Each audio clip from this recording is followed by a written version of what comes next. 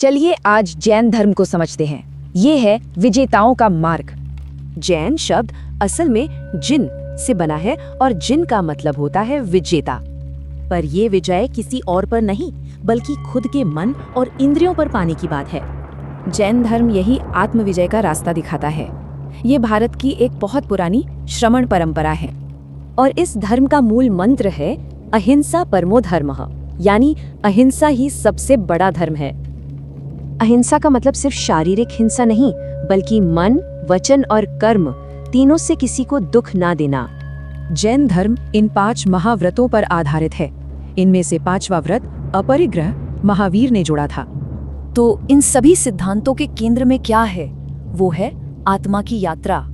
माना जाता है कि हर जीवित प्राणी में जीव यानी आत्मा होती है जो अपने आप में शुद्ध है, लेकिन ये आत्मा कर्मों से बंध जाती है जिससे उसका असली शुद्ध स्वरूप छिप जाता है। तो लक्ष्य है कर्मों के आने को रोकना, पुराने कर्मों को खत्म करना और फिर मोक्ष पाना।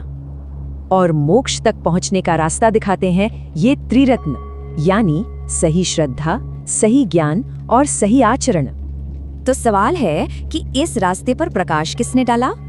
इस काम को किया 24 तीर्थंकरों। तीर्थंकर वो होते हैं जो खुद ज्ञान पाकर दूसरों को भी मुक्ति का मार्ग सिखाते हैं। इनमें पहले तीर्थंकर थे ऋषभदेव और 24वें और अंतिम थे भगवान महावीर। आगे चलकर जैन समुदाय मुख्य रूप से 2 संप्रदायों में बंट गया। यह दिगंबर और श्वेतांबर। इनके बीच मुख्य अंतर त्याग और उपासना को लेकर है। अब बात करते हैं एक बहुत ही खास दार्शनिक सिद्धांत की, अनेकांतवाद। इसका मतलब है कि सच के कई पहलू होते हैं।